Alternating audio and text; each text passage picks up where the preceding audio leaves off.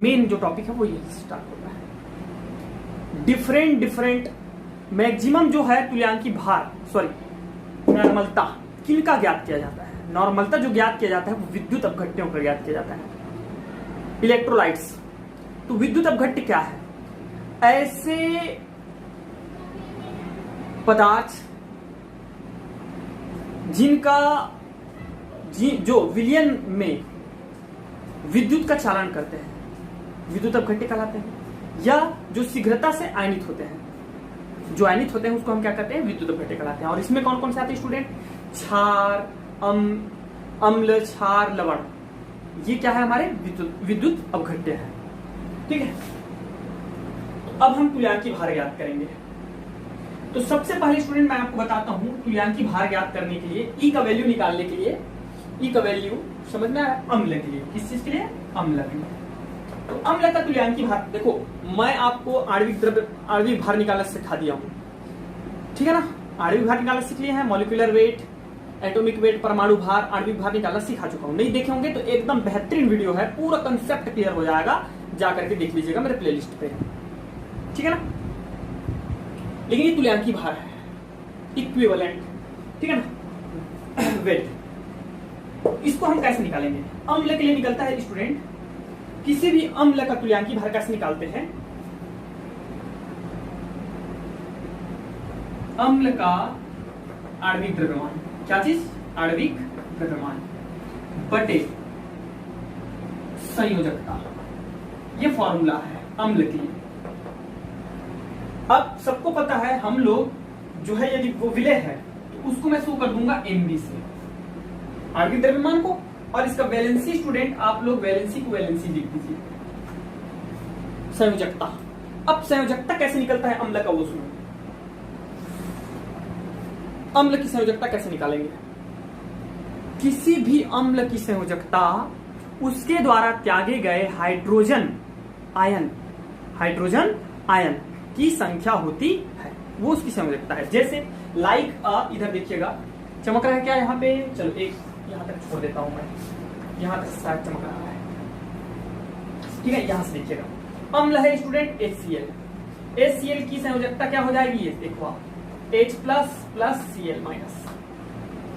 इसकी संयोजकता त्यागे गए हाइड्रोजन आयन की संख्या एक। तो इस अम्ल का HCl का आपका तुल्यांकी भार क्या निकल के आएगा? मतलब मैं लिख देता हूं E, तुल्यांकी भार क्या है हमारा? E, और HCl लिख देता हूं नीचे में समझाने के लिए कि किस चीज का? HCl का तुल्यांकी भार क्या है। तो ये निकल के आ जाएगा Mb डिवाइडेड बाई वैलेंसी। तो Mb कैसे निकालोगे? HCl का Mb कैसे निकलेगा भाई? क्लोरीन का सबको पता है 35 पॉइंट क्या होता है आपका?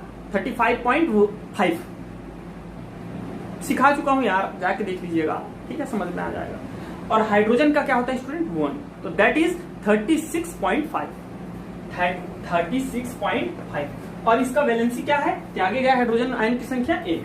तो ये हो जाएगा, इसका तुल्यांकी भार हो जाएगा स्टूडेंट 36.5। सबको क्लियर है? ओके, नेक्स्ट देखते हैं। नेक्स्ट क्या है? इसी प्रकार H2SO4 का देख लीजिएगा। तो इसका हम आयनन कैसे कराएंगे student? 2H plus plus SO4 2 minus. ये मैं लिख सकता हूं? बिल्कुल लिख सकता हूं। यहां इसकी वैलेंसी हो जाएगी, वैलेंसी जो हो जाएगी स्टूडेंट वो हो जाएगी 2। दिख रहा है कि नहीं दिख रहा भाई? त्यागे गए हाइड्रोजन आयन की संख्या कितनी है? 2, वैलेंसी हो गई 2। अब इसका मॉलिक्यूलर वेट क्या है? Mb क्या है student? Molecular weight of H2SO4 क्या हो जाएगा? बोलो भाई, जल्दी से बोल दीजिए। ये हो जाएगा हमारा 2 × 1 हाइड्रोजन का, ठीक है? सल्फर 1 है स्टूडेंट, 16 नंबर, एटॉमिक नंबर 16, और उसका मॉलिक्यूलर वेट हो जाता है, एटॉमिक मास हो जाता है 32, 16 × 32 ट्वाइस। ऑक्सीजन का होता है एटॉमिक नंबर 8, एटॉमिक मास 16, और 16 4 जा 64। देन स्टूडेंट ये हो जाएगा 4 and 4 8, और ये हो जाएगा 98। समझ में आ गया? इसका आप कैसे निकालोगे तुल्यांकी भार? EH2SO4 जो निकल के आएगा वो आ जाएगा मेरा molecular weight Mb divided by valency. Then we have 98/2, because ये देख लीजिएगा 2 है तो ये कट जाएगा स्टूडेंट, और ये हमारा निकल के आ जाएगा 48। सबको क्लियर है भाई? सबको क्लियर है अच्छे से? Very good. तो मैं इसको साफ करने जा रहा हूँ, किसी को नोट करना होगा तो कर लीजिएगा। और अम्ल का आपको अब निकालने आ जाएगा समझ, ठीक है, उम्मीद करता हूं मैं, ठीक है। तो अब जो है आप जो है अम्ल का तुल्यांकी भार निकाल सकते हैं। फॉर्मूला देखिएगा स्टूडेंट, ठीक है ना, फॉर्मूला में मिस्टेक नहीं करना है, मैं यहीं से मिटा रहा हूं, आप नोट कर लीजिएगा पॉज करके।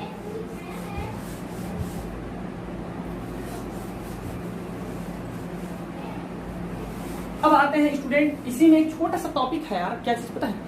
एक क्षारकीय, द्विक्षारकीय, त्रिक्षारकीय अम्ल किसे कहते हैं? तो कुछ नहीं है मेरा भाई, ये देखो क्या चीज है, एक क्षारकीय, द्विक्षारकीय, त्रिक्षारकीय। कुछ ऐसे अम्ल होते हैं जिनके साथ जो है ऑक्सीजन और हाइड्रोजन दोनों उपस्थित होते हैं। कुछ ऐसे अम्ल होते हैं जैसे HCl देखे आपने, उसमें केवल हाइड्रोजन है। सल्फर देखे आपने, सल्फ्यूरिक अम्ल, उसमें हाइड्रोजन और ऑक्सीजन दोनों है। तो वहां पे हमारा आता है क्या चीज? एक क्षारकीय, द्विक्षारकीय, त्रिक्षारकीय। वैसे ही और कुछ कुछ अम्ल है जैसे कि फास्फोरिक अम्ल, वहां भी हाइड्रोजन और ऑक्सीजन है, वहां उसको हम लोग डिवाइड करते हैं एक क्षारकीय, द्विक्षारकीय, त्रिक्षारकीय। तो एक क्षारकीय, द्विक्षारकीय, त्रिक्षारकीय अम्लों का वैलेंसी कैसे निकालते हैं? सपोज करता हूं मैं H3PO2 फास्फोरस अम्ल, इसको क्या बोलते हैं? फास्फोरस अम्ल। तो फास्फोरस अम्ल का संयोजक आपका वैलेंस तुल्यांकी भार कैसे निकालेंगे? तो फार्मूला ऐसा बन जाता है, तुल्यांकी भार is equal to molecular weight divided by, इस चीज का molecular weight divided by hydroxide OH, OH की संख्या। या एक क्षारकीय को पहचानना सीख जाओ, अगर वो एक क्षारकीय है तो उसको आप 1 से डिवाइड करोगे, द्विक्षारकीय है तो 2 से डिवाइड करोगे, त्रिक्षारकीय है तो 3 से डिवाइड करोगे।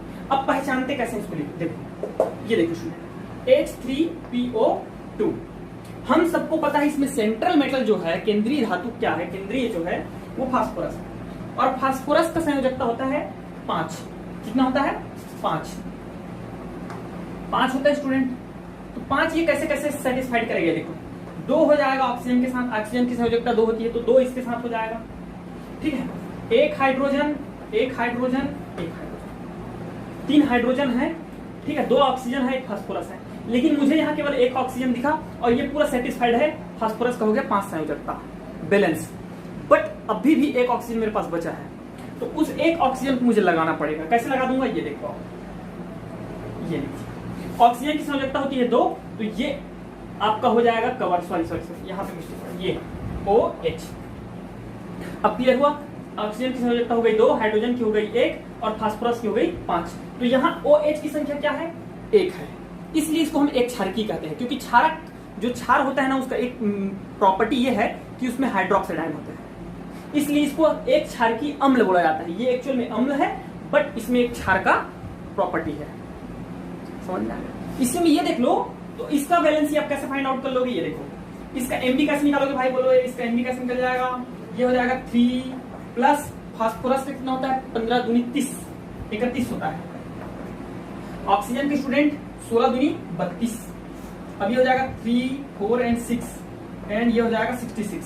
ओके, तो इसका आपका E का वैल्यू जो आ जाएगा 66 डिवाइडेड बाई क्षारक की संख्या कितनी है? 1, तो ये आ जाएगा 66। क्या चीज आ जाएगा इसका? तुल्यांकी भार। समझ में आ गया सबको? ये वैल्यू रखना समझ में आ गया, निकालना समझ में आ गया सबको भाई? Very good, very good. Next, इसी में आप द्विक्षारकीय देख लेते हैं। चलो द्विक्षारकीय देखो स्टूडेंट, कैसे निकालना द्विक्षारकीय? ये है H3PO3 फास्फोरिक अम्ल। फास्फोरिक अम्ल में देखो कैसे होगा, फास्फोरस का संयोजकता 5, 3 मेरे पास हाइड्रोजन है स्टूडेंट, 1 2 3, 3 मेरे पास ऑक्सीजन है, तो मैं क्या करूंगा? 1 ऑक्सीजन को ऊपर लगा दिया, 1 यहाँ 1 यहाँ, सबका संयोजकता कंप्लीट है, देख लो आप, ठीक है ना। और यहाँ कितने क्षारक है मेरे पास? 2। अब इसका कैसे निकालोगे? इसका E कैसे निकालोगे? तो E is equal to MB निकालेंगे। तो MB कितना हो जाएगा? ये देखो, 16 3 48, 16 3 48, ठीक है, 48 प्लस इसका हो जाता है स्टूडेंट 31 फास्फोरस का, और हाइड्रोजन का हो जाएगा 3, 3 1 4 4 8 12, ये आ जाएगा, और 3 5 हो जाएगा 8, 82 हो जाएगा। तो ये हो जाएगा 82 डिवाइडेड बाई, यहाँ पे 2 क्षारक है इसलिए 2 से मल्टीप्लाई डिवाइड कर देंगे, और ये आ जाएगा हमारा 41। क्लियर हो रहा है सबको अच्छे से? द्विक्षारकी। इसी प्रकार की त्रिक्षारकी का स्टूडेंट क्या उदाहरण हमारे यहाँ पे आ जाएगा? 4। त्रिक्षारकी बन गया। इसी प्रकार सल्फर में भी होता है, सल्फ्यूरिक अम्ल में भी होता है एक क्षारकी, द्विक्षारकी, त्रिक्षारकी, ठीक है ना। तो कैसे अम्लों में क्षारकी होता है? जिसमें आपका हाइड्रोजन और ऑक्सीजन दोनों हो। समझ में आ गया? इसी को अगर मैं आगे और बढ़ाऊं ना, ये चीज समझ में आ गया? वेरी गुड है। इसी को आप ऐसा लिख सकते हैं student, E is equal to, मैं आपको बता दिया क्या होता है, MB बाई वैलेंसी, है ना।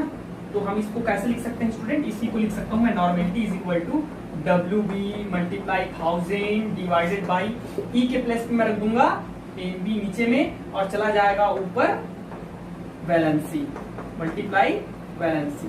तो ये आ जाता है हमारा फाइनल फॉर्मूला ऑफ नॉर्मेलिटी। सबको क्लियर है? Very good. अब देखो क्षार का समय लगता कैसे ज्ञात, क्षार का आपका तुल्यांकी भार इक्विवेलेंट वेट कैसे ज्ञात करते हैं क्षार का? तो क्षार वे पदार्थ होते हैं स्टूडेंट जो हाइड्रोक्साइड आयन त्यागते हैं। जैसे कि सबको पता है सोडियम हाइड्रोक्साइड है मेरा, मैग्नीशियम हाइड्रोक्साइड है, सबको पता है 2, पोटेशियम हाइड्रोक्साइड है, अमोनियम हाइड्रोक्साइड आता है ना। ये सब क्षार हैं क्योंकि ये क्या करते हैं, हाइड्रोक्साइड आयन का रिलीज करते हैं, त्यागते हैं। तो इसमें क्या होता है आपका E इज इक्वल टू हो जाएगा स्टूडेंट, जितना त्यागेगा ना वो उसकी वैलेंसी हो जाएगी। जैसे कि सोडियम हाइड्रोक्साइड की वैलेंसी क्या हो जाएगी, ये देखो sodium plus hydroxide, sodium plus ion minus ion, एक है यहाँ पे, एक त्याग रहा है ना, तो इसकी वैलेंसी क्या हो जाएगी, एक। और इसका इक्विवेलेंट वेट कैसे निकाल लोगे सोडियम हाइड्रोक्साइड का? सोडियम हाइड्रोक्साइड का मोलिकुलर वेट कितना होता है भाई, 40, सबको पता है। और इसका कितना त्याग है, 1, तो ये हो जाएगा इक्विवेलेंट वेट 40। इसी प्रकार आप इसका मैग्नीशियम हाइड्रोक्साइड का निकालेंगे स्टूडेंट, तो मैग्नीशियम हाइड्रोक्साइड का निकल जाएगा, फर्स्ट ऑफ ऑल आपको इसका निकालना पड़ेगा मोलिकुलर वेट। समझ में आ रहा है? तो निकालना सीख गए हो कि फिर पूरा बताऊं इसको? आई थिंक समझ में आ गया होगा यार। यहाँ पे वैलेंसी हो जाएगी 2 और मोलिकुलर वेट निकाल लीजिएगा आप लोग जितना भी आएगा, मैं सिखा चुका हूँ, नहीं तो आप प्रीवियस वीडियो में जाके देख लो। Very good. तो क्षारों का समझ में आ गया? वेरी गुड है। चलो क्षारों का भी आपको समझ में आ गया। आता है स्टूडेंट नेक्स्ट पॉइंट आता है आपका, क्या चीज भाई बोलो, लवणों का। तो लवण का आप क्या कैसे निकालते हो समझो। सपोज दैट आपके पास सोडियम क्लोराइड है, तो सोडियम क्लोराइड एक लवण है और इस चीज का मुझे क्या निकालना है, इक्विवेलेंट वेट निकालना है, ई का वैल्यू। तो सबसे फर्स्ट ऑफ ऑल इसका मोलिकुलर वेट निकाल दीजिए आप लोग। तो मोलिकुलर वेट क्या हो जाएगा, सोडियम का होता है 11 दूनी 22, वोट होता है 23।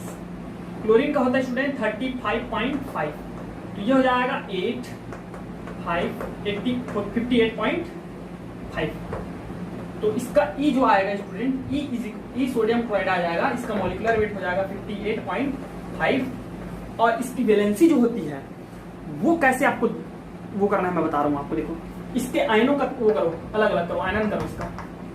दोनों में चार्ज क्या आ रहा है, एक चार्ज आ रहा है ना, आयन एक आ रहा है ना, चार्ज आवेश, वही इसकी वैलेंसी है। समझ में आ गया? उसको वैलेंसी से डिवाइड कर देना। इसी के प्लेस पे यदि मैं ले लेता हूँ सोडियम बाइकार्बोनेट या सोडियम कार्बोनेट, ये भी एक लवण है सोडियम कार्बोनेट, तो ये कैसे हो जाएगा, ये देखो आप 2 sodium plus and CO3 2 minus, ऐसा होगा। तो यहाँ चार्ज कितना स्टूडेंट, 2 है।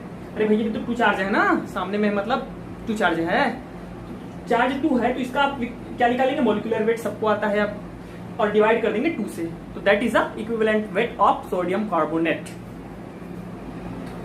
नेक्स्ट स्टूडेंट अब देखते हैं हम लोग, ये चीज भी हो गई, क्षार हो गया, अम्ल हो गया, लवण हो गया। थर्ड आता है आपका, अन्य पे ध्यान मत देना, यही कंपलसरी है आपका, ऑक्सीकारक एवं अपचायक, ऑक्सीडाइजिंग एजेंट एंड आपका रिड्यूसिंग एजेंट। तो ऑक्सीकारक का क्या होता है, अपचायक क्या होता है, सबसे पहले समझ लो आपका अपचायक क्या होता है और ऑक्सीकारक क्या होता है। ऑक्सीकारक वे तत्व आयन होते हैं जो इलेक्ट्रॉन एक्सेप्ट करते हैं, ठीक है, और अपचायक वे तत्व परमाणु तत्व आयन होते हैं जो इलेक्ट्रॉन रिमूव करते हैं।